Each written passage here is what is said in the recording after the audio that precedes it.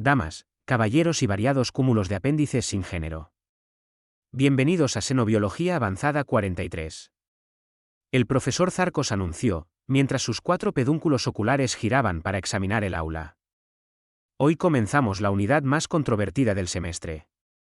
Por favor, asegúrense de que sus burbujas de emergencia estén operativas y sus testamentos actualizados. Los estudiantes intercambiaron miradas nerviosas. Bueno, aquellos que tenían ojos lo hicieron.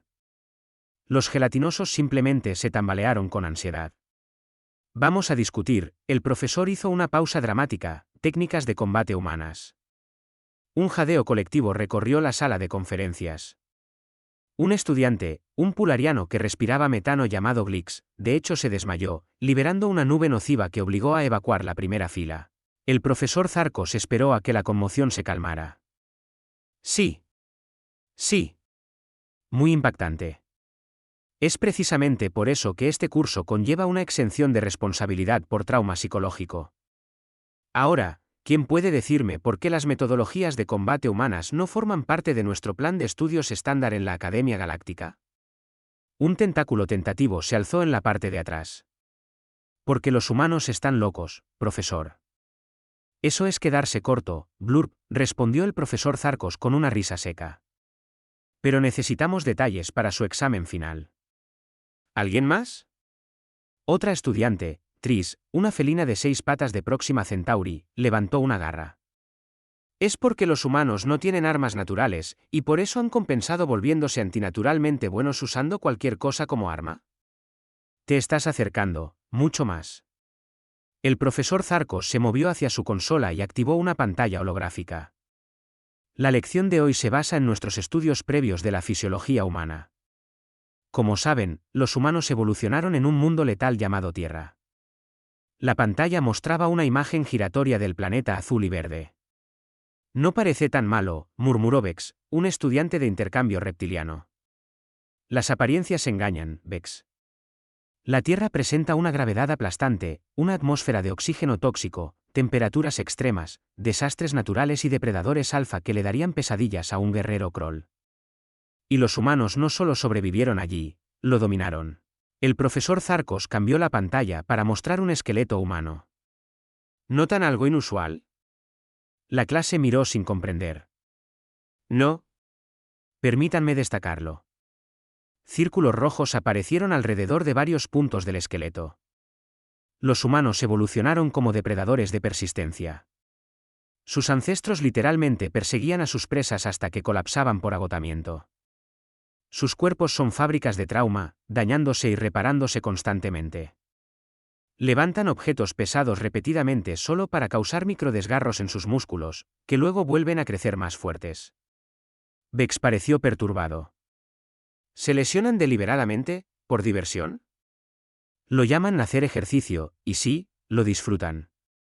La voz del profesor llevaba una nota de incredulidad incluso después de décadas de enseñanza. Pero eso es solo el comienzo. Discutamos por qué el Consejo Galáctico ha clasificado las técnicas de combate humanas como conocimiento restringido de clase X.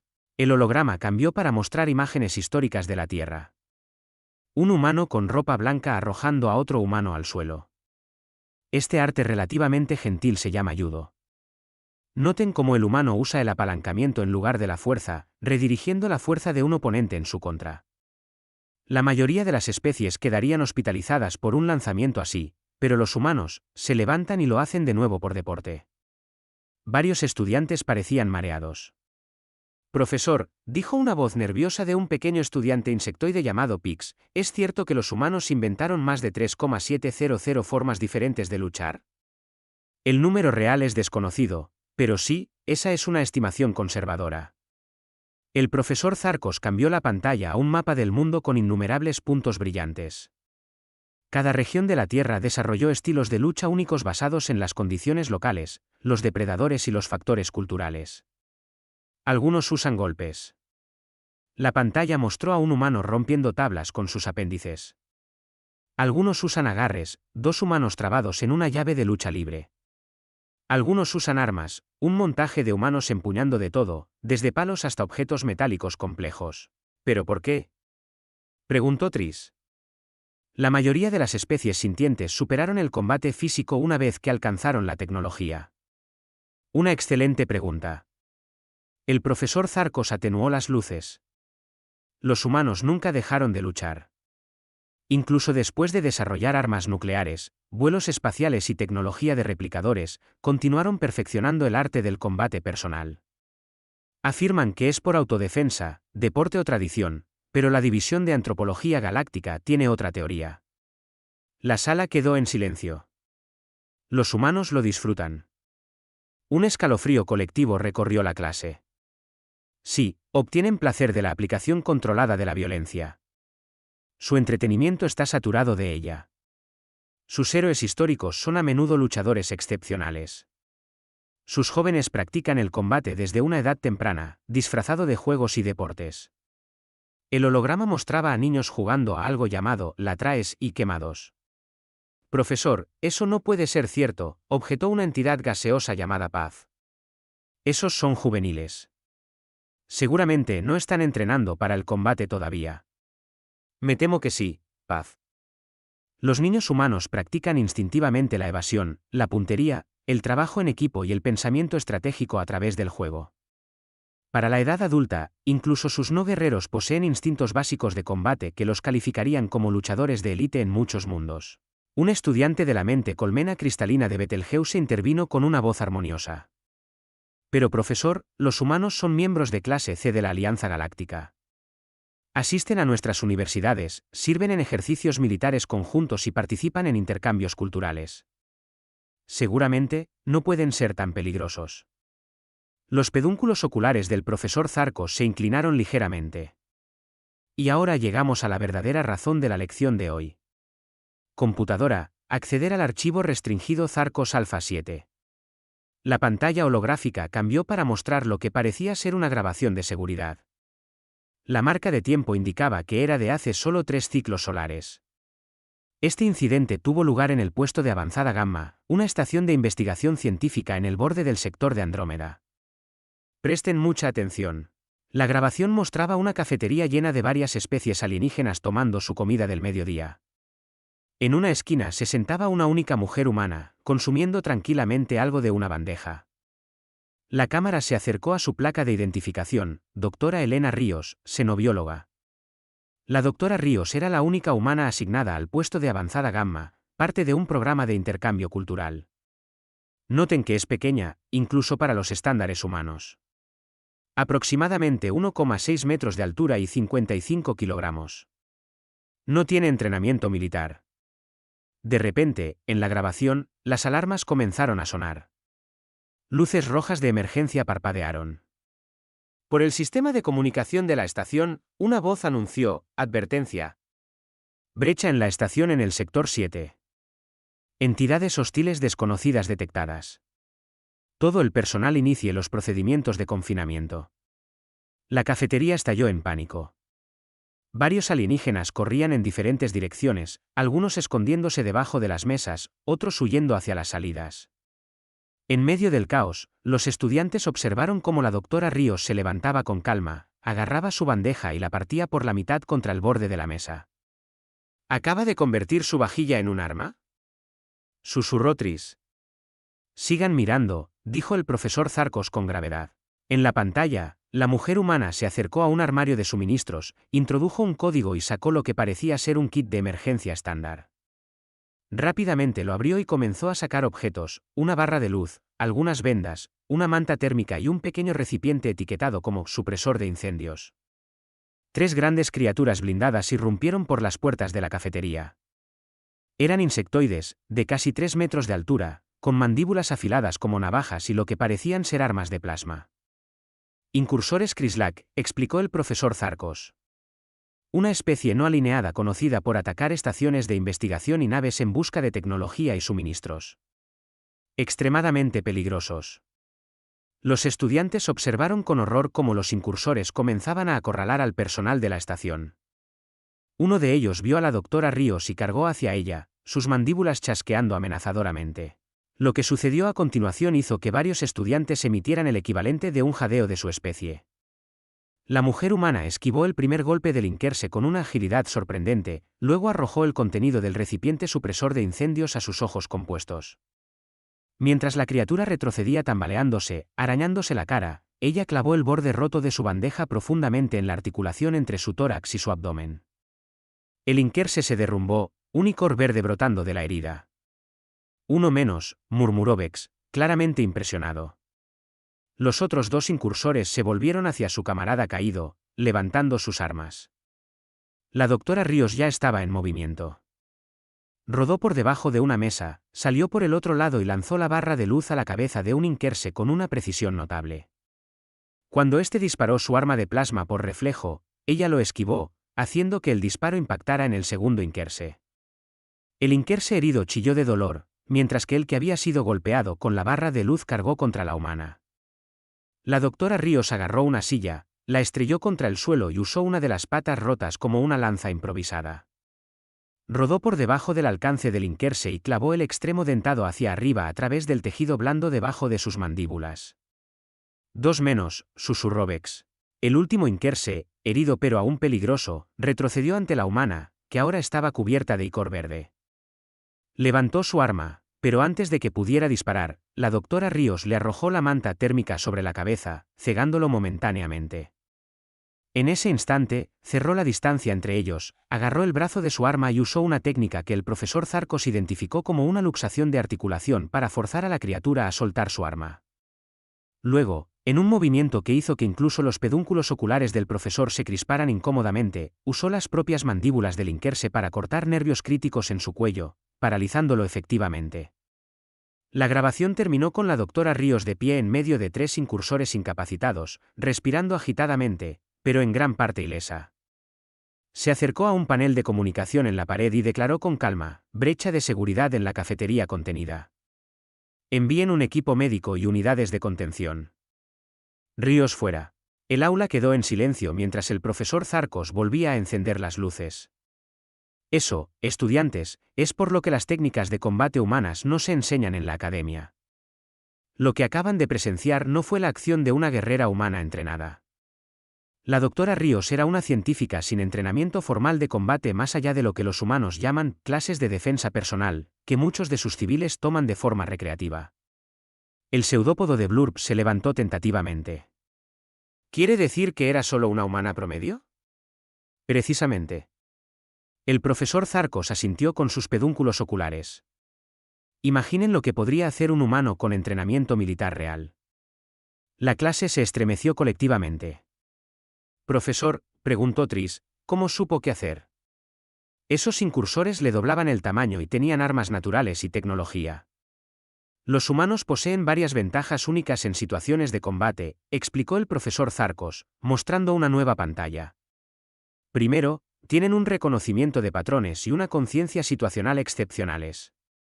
Segundo, pueden improvisar armas con prácticamente cualquier cosa en su entorno. Tercero, entienden el apalancamiento y la biomecánica de forma intuitiva. Y cuarto, lo más crítico, experimentan una respuesta neuroquímica al peligro llamada adrenalina que mejora temporalmente sus capacidades físicas. ¿Así que se vuelven más fuertes cuando se ven amenazados?, preguntó Pix, con las antenas temblando. No solo más fuertes. Más rápidos, más resistentes al dolor e hiperconcentrados. Sus cuerpos literalmente los preparan para el combate de maneras que la mayoría de las especies no pueden comprender. Y pueden mantener este estado durante periodos prolongados cuando es necesario. El profesor Zarcos atenuó el holograma y se enfrentó directamente a su clase. El Consejo Galáctico ha determinado que enseñar estas técnicas a los no humanos sería irresponsable por dos razones. Primero, la mayoría de las especies carecen de las adaptaciones físicas para realizarlas de manera segura. Segundo, y más importante, los humanos han desarrollado marcos éticos complejos en torno al combate. ¿Entienden la contención? ¿Contención?, repitió Vex con escepticismo. ¿Después de lo que acabamos de ver? Sí, contención. La doctora Ríos podría haber matado a los tres incursores.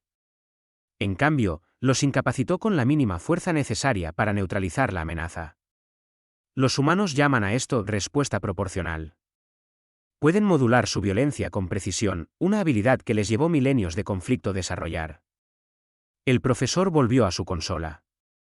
Su tarea para la próxima semana es revisar el material en sus tabletas de datos encriptadas sobre los deportes de combate humanos. Presten especial atención a las secciones sobre lo que llaman reglas de enfrentamiento y etiqueta deportiva. Estén preparados para discutir por qué los humanos imponen restricciones a su lucha, incluso en contextos competitivos. Mientras los estudiantes comenzaban a recoger sus materiales, el profesor Zarcos añadió, y recuerden, esta información es clasificada. No intenten replicar ninguna técnica que aprendan.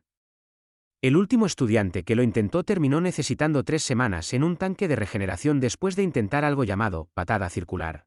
La clase salió, muchos de ellos mirando nerviosamente al estudiante de intercambio humano que acababa de entrar al edificio para la siguiente clase. Ella sonrió y saludó cortésmente, completamente inconsciente del amplio espacio que los alienígenas le daban al pasar. Más tarde esa noche, el profesor Zarcos estaba revisando los planes de lección en su oficina cuando llamaron a la puerta. Adelante, dijo, sus pedúnculos oculares girando hacia el sonido. La puerta se deslizó para revelar al embajador Kael, el enlace del Consejo Galáctico con la Academia. La expresión del alto diplomático de piel gris era seria. Profesor, necesitamos hablar sobre la lección de hoy. Embajador, seguí todos los protocolos. El material fue preaprobado por, no es eso, interrumpió Kael, tomando asiento frente al escritorio de Zarcos. El Consejo está reconsiderando su posición sobre el entrenamiento de combate humano. Los pedúnculos oculares de Zarcos se enderezaron en estado de shock. Seguramente, no puede hablar en serio. Después del incidente de Próxima Centauri, después de lo que pasó en el puesto de avanzada Delta, la galaxia está cambiando, profesor. Las incursiones de los Krislak están aumentando. La colmena se ha expandido a 3 nuevos sectores, y el colectivo del vacío ha estado inusualmente activo cerca de nuestras colonias exteriores. Así que, ¿estamos considerando aprender de los humanos? Zarcos no pudo ocultar la incredulidad en su voz. La mayoría de las especies se lesionarían solo intentando sus técnicas. El embajador Kael se inclinó hacia adelante.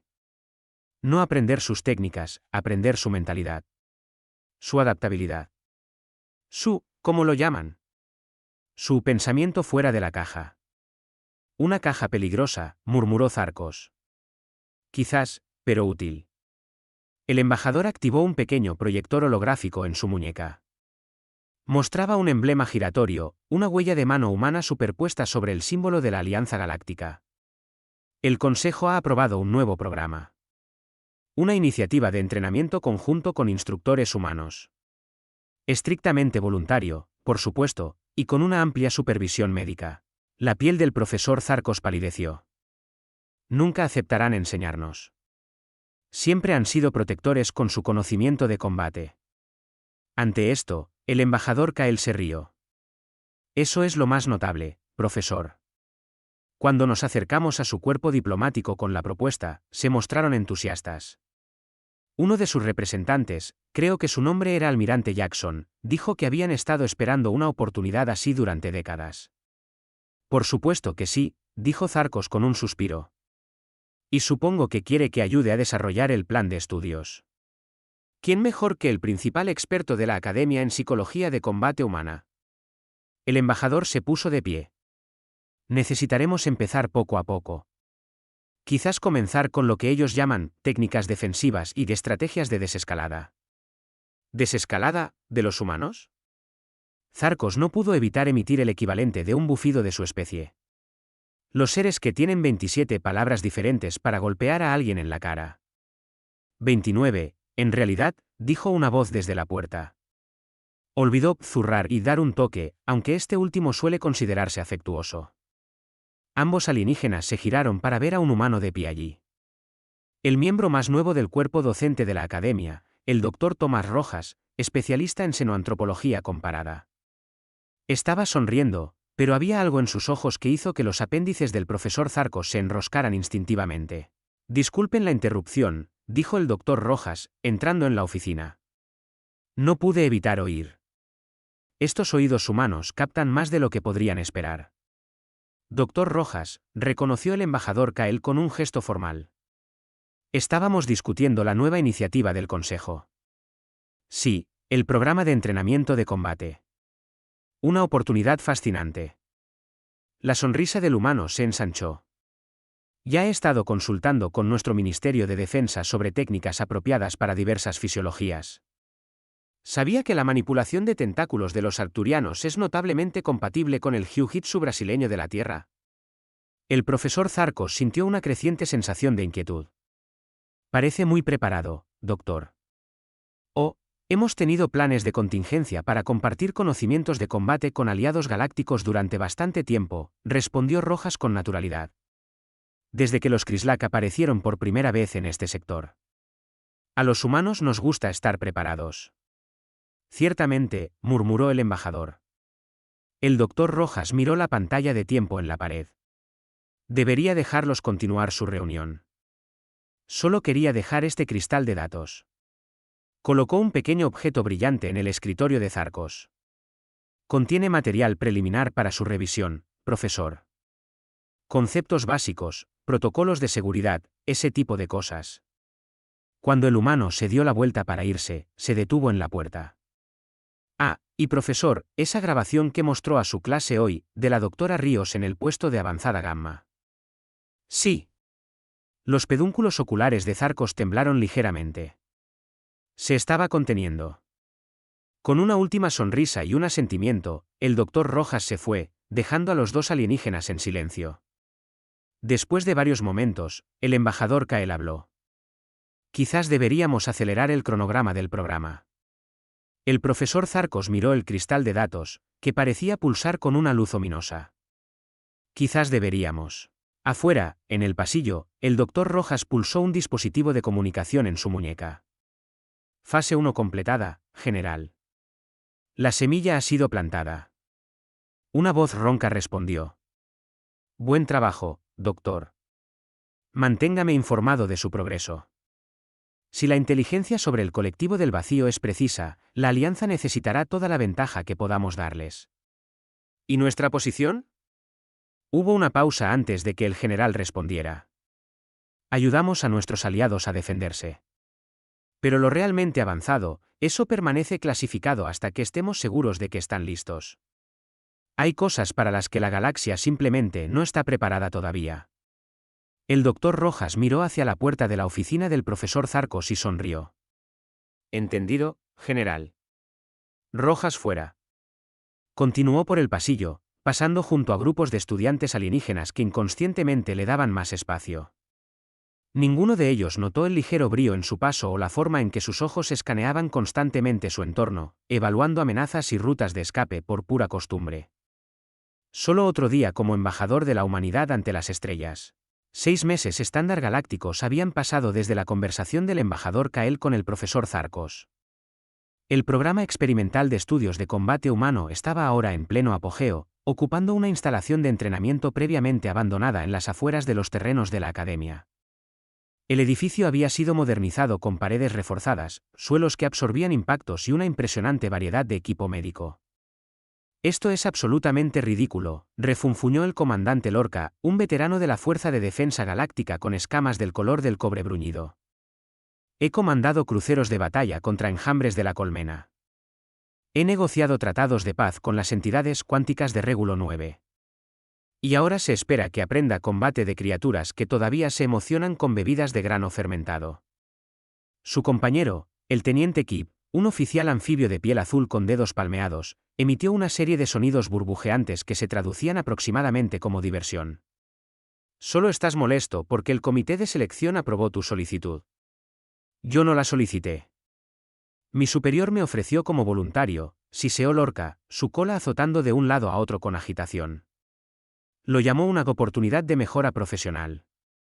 Bueno, aquí tienes tu oportunidad de mejorar, dijo Kip, señalando hacia la entrada de la instalación donde otros participantes seleccionados se estaban reuniendo.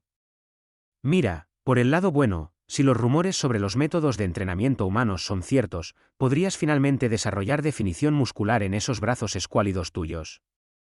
Mi especie no valora la musculatura abultada como un rasgo atractivo, respondió Lorca con rigidez. Sonó un timbre, indicando que los participantes debían entrar en la instalación. El grupo, 22 individuos que representaban a 15 especies diferentes de toda la alianza, se movió con cierta reticencia a través de las puertas. Lorca notó que, a pesar de sus variadas fisiologías, todos compartían un rasgo: eran los ejemplos físicamente más robustos de sus respectivas especies. Dentro, fueron recibidos por una vista que detuvo a muchos de ellos en seco. El suelo de entrenamiento estaba ocupado por dos humanos enzarzados en lo que parecía ser un combate ritualizado. Uno era el Dr. Tomás Rojas, a quien algunos reconocieron del cuerpo docente de la academia. La otra era una mujer humana de piel oscura y cabello corto, que se movía con una gracia fluida que parecía desafiar las limitaciones de la gravedad. Los humanos no usaban armas. Ni siquiera se golpeaban. En cambio, estaban enzarzados en una compleja danza de agarres, proyecciones y luxaciones de articulaciones que hacía que la mujer derribara repetidamente al Dr. Rojas contra la lona. Después de una proyección particularmente impresionante que envió a Rojas volando por el aire para aterrizar con un golpe resonante, la mujer lo ayudó a levantarse con una sonrisa. Y por eso, Tomás, no intentas usar la fuerza en una proyección de cadera contra alguien con un centro de gravedad más bajo, dijo, dándole una palmada en el hombro. Lección aprendida, Zoe. Creo que me has recordado con éxito por qué elegí la academia en lugar de las fuerzas especiales, respondió Rojas, frotándose el hombro con tristeza. Se giró para enfrentarse a los alienígenas reunidos. Ah, nuestros participantes han llegado. Bienvenidos al entrenamiento de integración de combate humano, o como nos gusta llamarlo, EICH. La mujer humana dio un paso adelante. Soy la mayor Zoe Martínez, enlace militar de la Alianza y su instructora principal. Antes de empezar, quiero dejar una cosa absolutamente clara. Esto no se trata de enseñarles a luchar como humanos. Un murmullo confuso recorrió el grupo. Eso sería imposible, continuó. Sus cuerpos no están construidos como los nuestros. Sus sistemas neurológicos procesan las amenazas de manera diferente. Sus marcos culturales para entender el conflicto varían ampliamente. En cambio, estamos aquí para ayudarles a entender cómo los humanos abordan el combate para que podamos desarrollar técnicas híbridas adecuadas para sus fisiologías y habilidades únicas. El comandante Lorca levantó una mano con garras. Con todo el respeto, mayor, muchos de nosotros somos personal militar experimentado. ¿Qué podemos aprender de una especie que ni siquiera ha viajado por el espacio durante un milenio completo? La mayor Martínez sonrió. Pero había algo depredador en su expresión que hizo que incluso la piel escamosa de Lorca se erizara. Una excelente pregunta, comandante. ¿Le gustaría ayudar con una demostración? Antes de que Lorca pudiera negarse, su traicionero amigo Kip lo empujó hacia adelante. El comandante Lorca estaría honrado. Lorca le lanzó a Kip una mirada que prometía retribución. Mientras subía a regañadientes a la lona de entrenamiento, de pie frente a la mujer humana, se sentía razonablemente confiado. Medía casi 2 metros de altura, su cuerpo escamoso protegido por una armadura natural que podía desviar disparos de armas pequeñas. La mayor Martínez, por el contrario, medía quizás 1,7 metros de altura sin armadura visible ni armas naturales. Los parámetros son simples, explicó Martínez al grupo. El comandante Lorca intentará someterme usando cualquier técnica para la que haya sido entrenado. No letal, por supuesto. Yo me defenderé. Esto ilustrará por qué entender los principios de combate humanos podría beneficiar a las fuerzas de la Alianza. Lorca flexionó sus manos con garras. No deseo herirla, mayor. La sonrisa de la humana se ensanchó. Es muy considerado, comandante. No se preocupe por mí. El doctor Rojas se interpuso brevemente entre ellos. Empiecen a mi señal. Se echó hacia atrás. 3, 2, 1, acción. Lorca se lanzó hacia adelante con una velocidad impresionante, con el objetivo de usar su tamaño y fuerzas superiores para someter a la humana. Era una táctica sólida que le había servido bien en innumerables ejercicios de entrenamiento. Nunca hizo contacto. De alguna manera, la humana se deslizó hacia un lado en el último momento posible, su mano atrapó su brazo extendido y redirigió su impulso. Lorca se encontró tropezando hacia adelante, desequilibrado. Antes de que pudiera recuperarse, sintió presión en la parte baja de su espalda. Luego, sus pies se despegaron completamente del suelo. La habitación giró a su alrededor. Hubo un momento de ingravidez seguido por el impacto discordante de su espalda contra la lona con fuerza suficiente para expulsar el aire de sus sacos respiratorios. Intentó levantarse, solo para descubrir que la humana de alguna manera había enredado sus extremidades en una configuración que su cuerpo no estaba diseñado para contrarrestar. Esto se llama una luxación de brazo recta, explicó la mayor Martínez casualmente a los observadores, como si no estuviera inmovilizando sin esfuerzo a un ser del doble de su masa. La he modificado ligeramente para tener en cuenta la estructura articular única del comandante, pero el principio sigue siendo el mismo. Estoy usando el apalancamiento, no la fuerza, para controlar a un oponente más grande. Lorca intentó liberarse con fuerza, solo para sentir una presión claramente incómoda en la articulación de su codo. Yo no lo haría, aconsejó Martínez. Esta técnica podría dislocar su articulación si se aplicara con un poco más de presión. En una situación de combate real, eso eliminaría efectivamente una de sus extremidades de la ecuación. Lo soltó y se puso de pie en un movimiento suave, ofreciéndole una mano para ayudarlo a levantarse. Lorca la ignoró, levantándose con toda la dignidad que pudo reunir, que no era mucha. ¿Qué acaba de pasar?, demandó un enmarañado mroxiano desde el fondo del grupo. La biomecánica acaba de pasar, explicó el doctor Rojas, dando un paso adelante. La mayor Martínez usó el impulso, la estructura corporal y ciertos principios físicos universales del comandante para neutralizar su ataque. Esto es fundamental en la filosofía de combate humana, usar las fortalezas de un oponente en su contra. La mayor Martínez asintió. Los humanos evolucionaron como criaturas físicamente más débiles que muchos de los depredadores de nuestro planeta. No podíamos vencer a un tigre dientes de sable o a un oso de las cavernas de frente, así que aprendimos a ser más listos que ellos. Más tarde, cuando luchamos entre nosotros, desarrollamos formas cada vez más sofisticadas de superar las desventajas físicas. Pero eso fue tan rápido, dijo el teniente Kip, mirando a su amigo con nueva preocupación. La velocidad es relativa, respondió Martínez. Para mí, el ataque del comandante se sintió casi en cámara lenta. Los humanos procesamos las amenazas a un ritmo acelerado debido a nuestra neuroquímica. Lo que acaban de presenciar no es especial para los estándares humanos. Cualquier humano medianamente entrenado podría haber realizado una contrasimilar. El comandante Lorca, con el orgullo herido más que su cuerpo, gruñó. Entonces, ¿cuál es el punto de este ejercicio? ¿Humillar a los oficiales de la Alianza? En absoluto, intervino el doctor Rojas suavemente. El punto es demostrar que la fuerza, el tamaño e incluso las armas naturales pueden ser superados con la técnica y la comprensión adecuadas. El colectivo del vacío y la colmena no luchan limpio. No respetan los enfrentamientos militares tradicionales.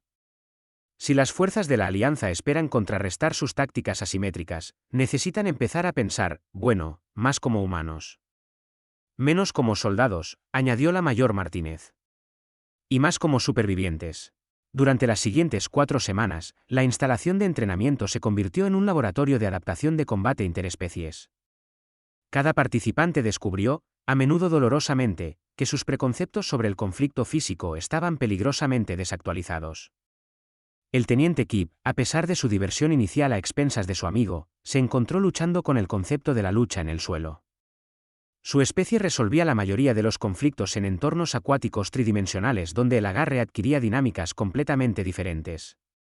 Tu instinto de retirarte al agua durante un conflicto es una desventaja en operaciones espaciales, explicó la mayor Martínez durante una sesión particularmente frustrante.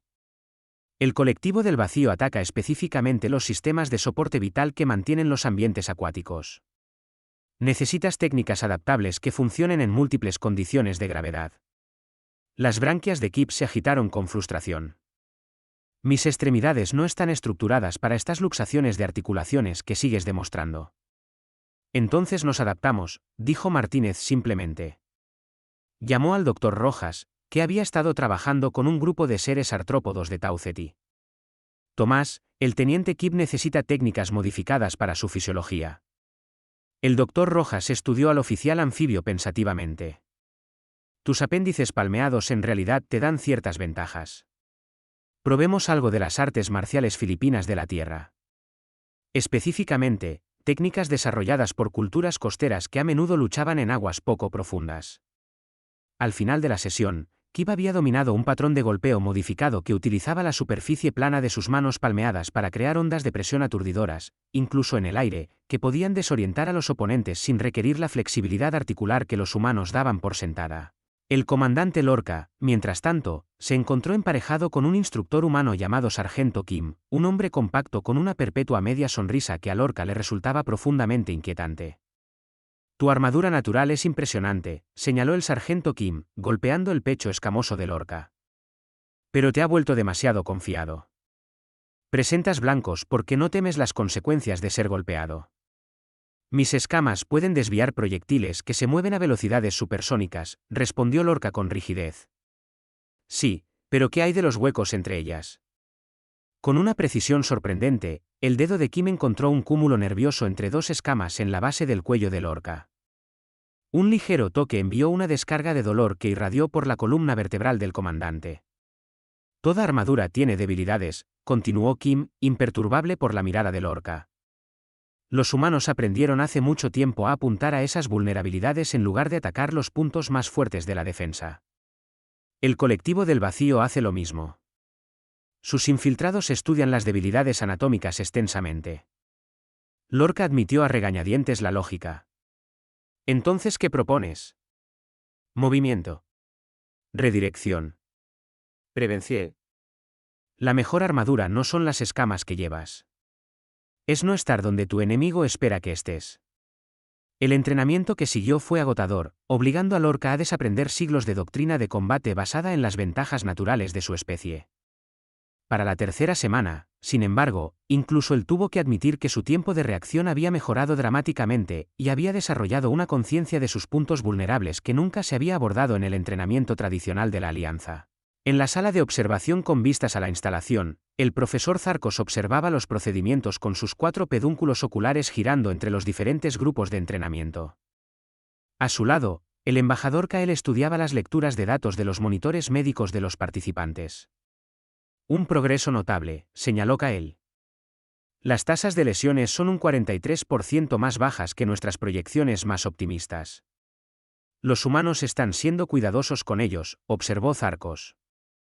«Lo que estás viendo no es un entrenamiento de intensidad completa para sus estándares.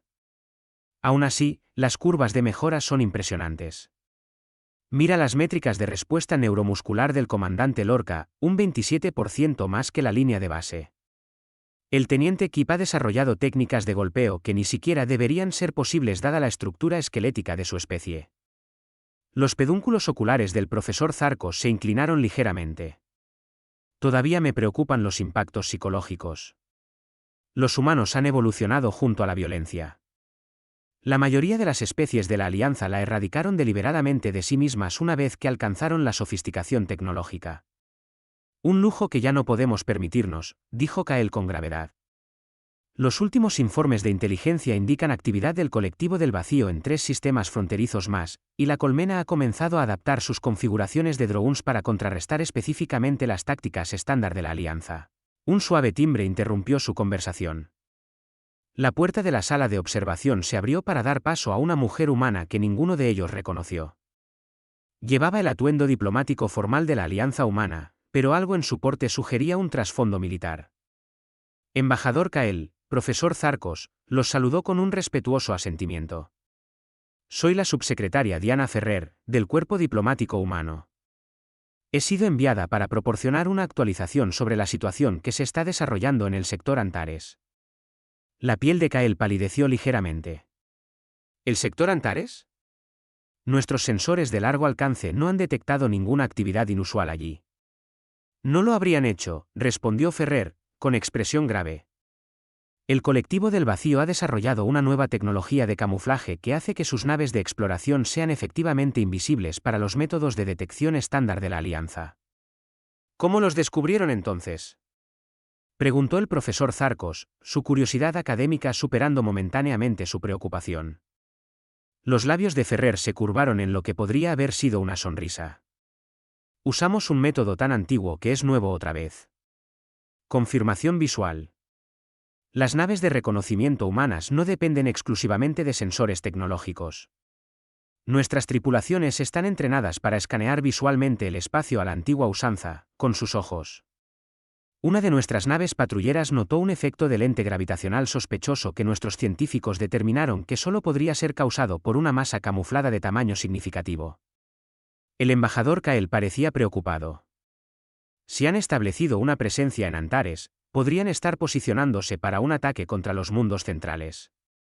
Esa es nuestra evaluación también, confirmó Ferrer. Lo que me lleva al propósito de mi visita.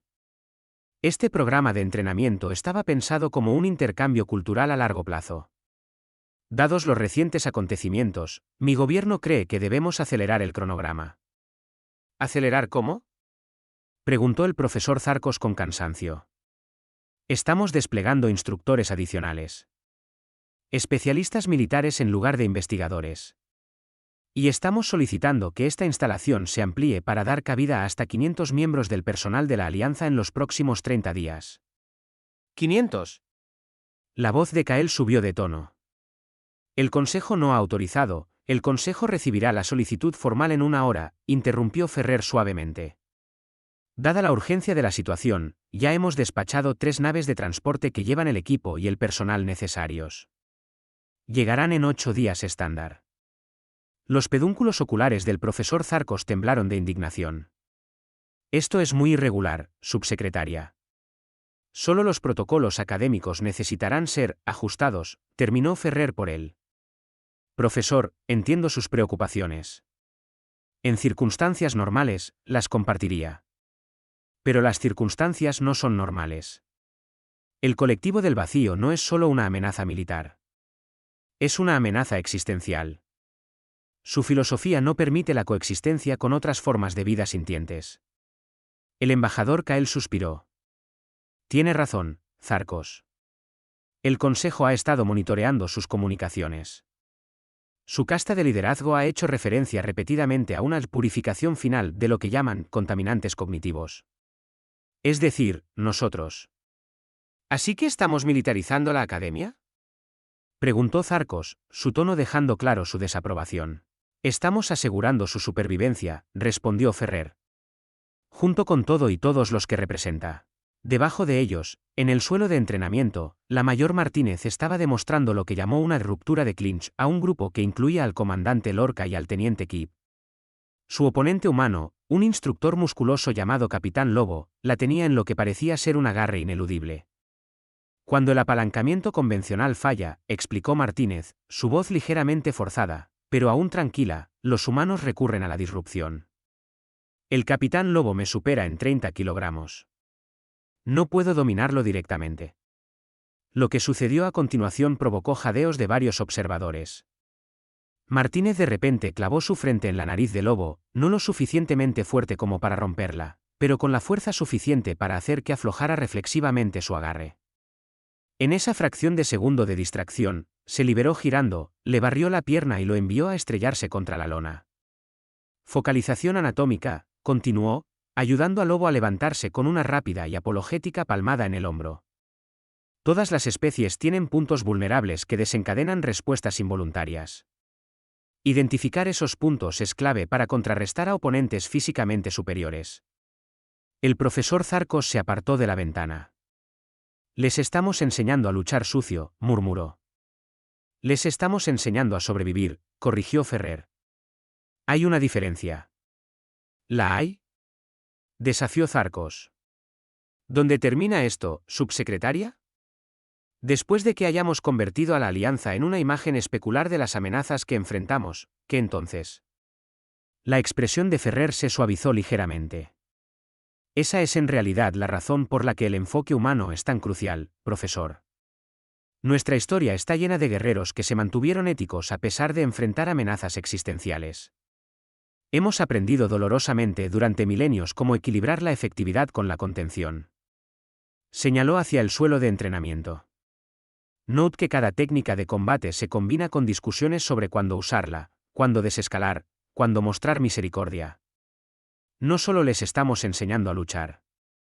Les estamos enseñando a ganar sin convertirnos en monstruos en el proceso. 3 meses después, los primeros graduados del programa ampliado de entrenamiento de integración de combate humano fueron desplegados en puestos de avanzada de la Alianza por toda la galaxia. El Consejo Galáctico, inicialmente escéptico, había sido persuadido por la creciente evidencia de incursiones del colectivo del vacío y las impresionantes métricas de rendimiento de los participantes del programa. En una pequeña estación de monitoreo que orbitaba un gigante gaseoso sin importancia en el sector Antares, el comandante Lorca se encontró poniendo en práctica su entrenamiento de forma inesperada. La tripulación de la estación de 12 personas incluía representantes de 7 especies diferentes de la Alianza, más una asesora técnica humana llamada Dra. Elisa Cano. El ataque llegó sin previo aviso. En un momento, la estación estaba realizando análisis atmosféricos de rutina del planeta de abajo. Al siguiente, las alarmas de proximidad sonaban mientras una nave del colectivo del vacío se materializaba desde un espacio aparentemente vacío a menos de 1000 kilómetros de distancia. Naves de abordaje detectadas, anunció la IA de la estación con su voz inquietantemente tranquila. Entidades hostiles acercándose al muelle de atraque 3. Protocolos de seguridad iniciados.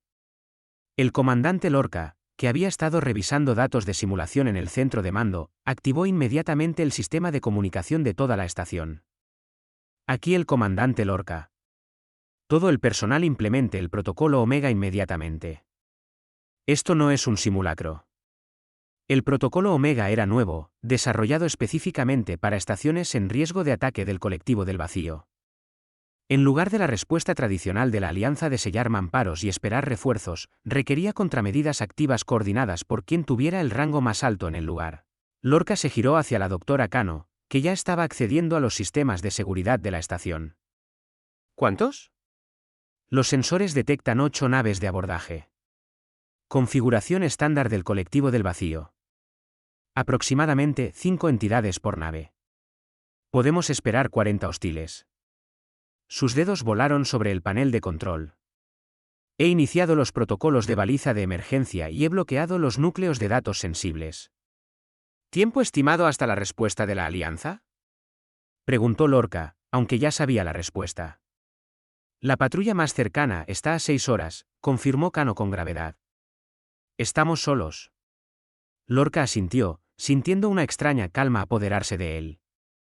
6 meses atrás, esta situación lo habría llenado de pavor.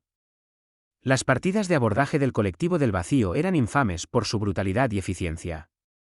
Pero ahora, implementen la táctica Martínez, ordenó. Espectro completo. La doctora Cano levantó la vista bruscamente. Eso nunca ha sido probado en campo. Considera esto la prueba, respondió Lorca, moviéndose ya hacia el arsenal. Alerta a todos los graduados del EICH para que converjan en el punto de unión alfa. Los no graduados que se retiren al mando secundario en el laboratorio atmosférico. La táctica Martínez, nombrada así por su instructora humana, era una desviación radical de la doctrina defensiva tradicional de la Alianza.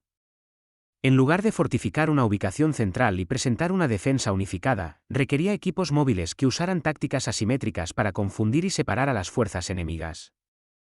Había sido desarrollada específicamente para contrarrestar la ventaja numérica y la coordinación de mente colmena del colectivo del vacío. 5 minutos después, Lorca se encontró agazapado en un conducto de mantenimiento cerca del muelle de atraque 3, junto con el teniente Kip y un ingeniero proción llamado Beck. Los 3 se habían graduado del programa EICH y los 3 estaban armados con armas que nunca habrían considerado usar antes de su entrenamiento. Lorca llevaba lo que los humanos llamaban una escopeta, un arma de proyectiles primitiva pero devastadoramente efectiva que la mayor Martínez había insistido en incluir en los arsenales de la Alianza. Kip tenía granadas aturdidoras especializadas diseñadas para atacar los sensibles órganos auditivos del colectivo del vacío. Beck estaba equipado con una herramienta de ingeniería modificada que podía anular los sistemas electrónicos de la armadura del vacío. Recuerden, susurró Lorca mientras oían el ominoso sonido de las puertas exteriores del muelle de atraque siendo forzadas. No estamos tratando de derrotarlos de frente. Interrumpir, dividir, retrasar. Las branquias de Kip se agitaron nerviosamente. Como en las simulaciones.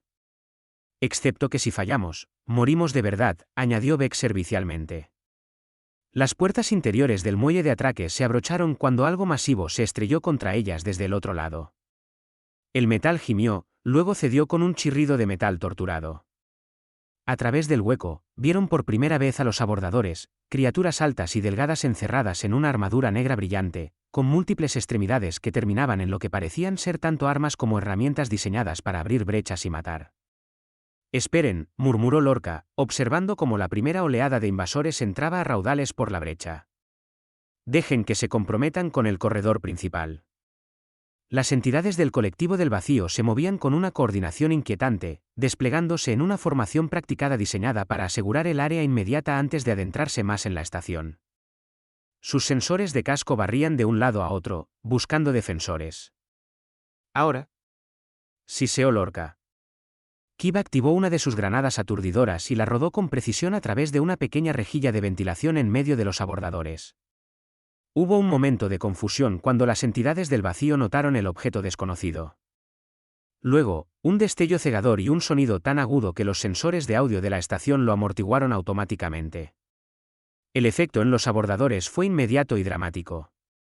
Se tambalearon, sus movimientos repentinamente descoordinados, varios cayendo de rodillas mientras sus sensibles órganos auditivos eran abrumados por la frecuencia calibrada con precisión. Fase 2, ordenó Lorca, abriendo la escotilla de mantenimiento. Beck activó su herramienta modificada, enviando un pulso de energía electromagnética que barrió a los desorientados abordadores.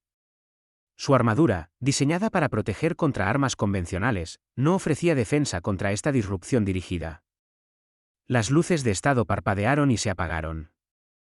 Los sistemas de comunicación se desconectaron. Lo más crítico, los enlaces neuronales que los conectaban con su conciencia colectiva fueron temporalmente cortados. Fase 3, dijo Lorca, levantando su escopeta. Lo que siguió sería documentado más tarde en los registros militares de la Alianza como la primera defensa exitosa contra una acción de abordaje a gran escala del colectivo del vacío por parte de un puesto de avanzada con poco personal. Usando tácticas que habrían sido consideradas deshonrosas según los estándares tradicionales de la Alianza, las tripulaciones de la estación aislaron, confundieron y neutralizaron sistemáticamente a las partidas de abordaje. La doctora Kano coordinó desde el centro de mando, usando los sistemas ambientales de la estación de maneras que sus diseñadores nunca habían previsto, ventilando la atmósfera de secciones seleccionadas para desequilibrar a los abordadores, sobrecargando conductos de energía para crear barreras de descarga eléctrica, incluso introduciendo agentes sedantes en áreas donde las entidades del vacío habían sido acorraladas. El comandante Lorca y su equipo se movieron por toda la estación como fantasmas, nunca entrando en confrontación directa cuando podían evitarlo. Atacando desde ángulos inesperados y desapareciendo antes de que las fuerzas del vacío pudieran organizar una respuesta efectiva. Aplicaron sus principios de combate enseñados por humanos a la perfección, apuntar a las vulnerabilidades, usar el entorno como un arma, conservar energía y, sobre todo, nunca luchar limpio. Para cuando llegaron los refuerzos de la Alianza, la tripulación de la estación había neutralizado a 37 de los 40 abordadores y contenido a los 3 restantes en una bahía de almacenamiento donde la gravedad artificial había sido invertida, dejándolos suspendidos impotentemente en el aire. El comandante de la nave de respuesta, un veterano almirante altariano llamado Grax, estaba claramente atónito mientras inspeccionaba las secuelas. ¿Cómo?, exigió, mirando a las entidades del vacío aseguradas. 12 miembros de la tripulación contra una partida de abordaje completa. El comandante Lorca, con algunas heridas menores, pero por lo demás intacto, simplemente dijo: «Métodos humanos, almirante». «Métodos humanos». El almirante Grax pareció confundido. Luego sus ojos se abrieron en comprensión. «Ustedes son graduados de ese nuevo programa de entrenamiento. El que el Consejo dudaba tanto». «EICH», confirmó el teniente Kip con cierto orgullo. «Es bastante efectivo, como puede ver». La doctora Kano, que se había unido a ellos, añadió: «La Alianza ha estado luchando según reglas que el colectivo del vacío no reconoce ni respeta. Estos oficiales se adaptaron a esa realidad». El almirante Grax estudió a los abordadores capturados pensativamente. «El colectivo analizará este fracaso.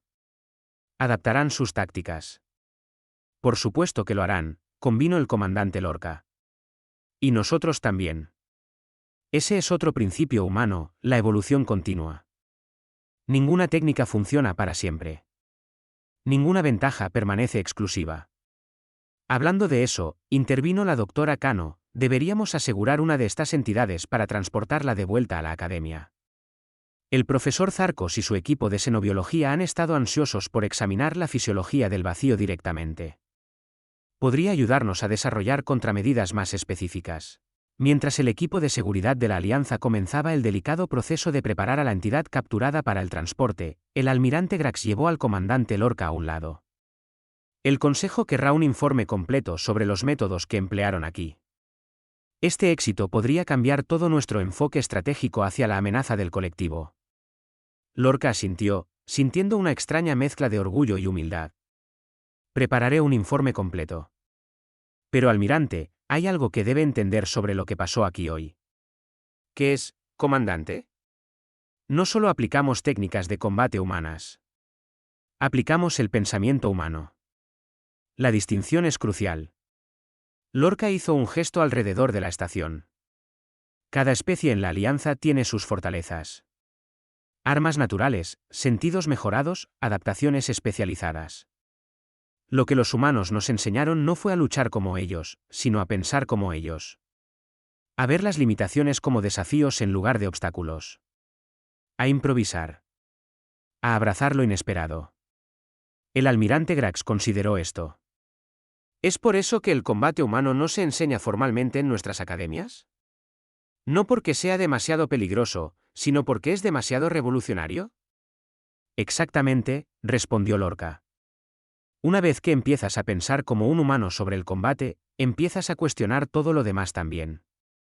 Tradiciones, jerarquías, las mismas estructuras sobre las que se construyen nuestras sociedades. Enderezó su uniforme. Es una forma de pensar peligrosa, almirante. Pero contra un enemigo como el colectivo del vacío, podría ser nuestra única esperanza. Como si fuera una señal, la doctora Cano se les acercó. Su expresión era seria. Hemos decodificado algunos de los datos de los enlaces neuronales de los abordadores. Es preocupante. El colectivo no solo está sondeando nuestras defensas. Esta fue una prueba, una de docenas que ocurren simultáneamente en todo el sector. Están recopilando información táctica para algo más grande. ¿Una invasión?, preguntó el almirante Grax. Peor, respondió Cano. Los patrones sugieren que se están preparando para lo que llaman una gran purga. Un ataque simultáneo a cada mundo y puesto de avanzada principal de la Alianza. El rostro del almirante se ensombreció. Entonces necesitamos expandir el programa EICH inmediatamente. Cada nave de la Alianza, cada puesto de avanzada, cada mundo necesitará defensores entrenados en estos métodos. El comandante Lorca se encontró asintiendo de acuerdo, recordando el escepticismo que había sentido al entrar por primera vez en la instalación de entrenamiento meses atrás. Qué rápido habían cambiado las cosas. Qué rápido había cambiado él. Más tarde, mientras observaba a los refuerzos de la Alianza asegurar la estación y preparar a los prisioneros para el transporte, Lorca se encontró de pie junto a la doctora Cano en el salón de observación, mirando al gigante gaseoso de abajo. «Sabías que esto venía», dijo. No era una pregunta. Cano asintió. Los analistas de inteligencia humana predijeron los patrones del colectivo hace meses. Es por eso que presionamos tanto por el programa de entrenamiento. ¿Y por qué insististe en que se basara en la filosofía de combate humana en lugar de solo enseñarnos técnicas específicas?, añadió Lorca, comprendiendo. No nos estabas preparando para esta batalla. Nos estabas preparando para la guerra que viene. Una guerra como ninguna que la Alianza haya enfrentado jamás, confirmó Cano. Una que no se puede ganar con medios tradicionales ni con pensamiento tradicional. Lorca desvió su mirada de las tormentas arremolinadas del gigante gaseoso hacia la humana a su lado. En mi cultura, hay un viejo dicho: el depredador más peligroso no es el que tiene las garras más afiladas, sino el que tiene la mente más rápida. La doctora Cano sonrió. En la Tierra, tenemos una expresión similar. No es el tamaño del perro en la pelea, es el tamaño de la pelea en el perro. Lorca no estaba del todo seguro de que era un perro, pero entendió el sentimiento perfectamente. Mientras la nave de la Alianza atracaba para evacuar al personal de la estación, se encontró pensando en la clase del profesor Zarcos todos esos meses atrás, sobre por qué el combate humano no se enseñaba en las academias alienígenas. Ahora sabía la respuesta. No se trataba de las técnicas en absoluto. Se trataba de la mentalidad. Una forma de pensar que, una vez desatada, nunca podría ser contenida de nuevo.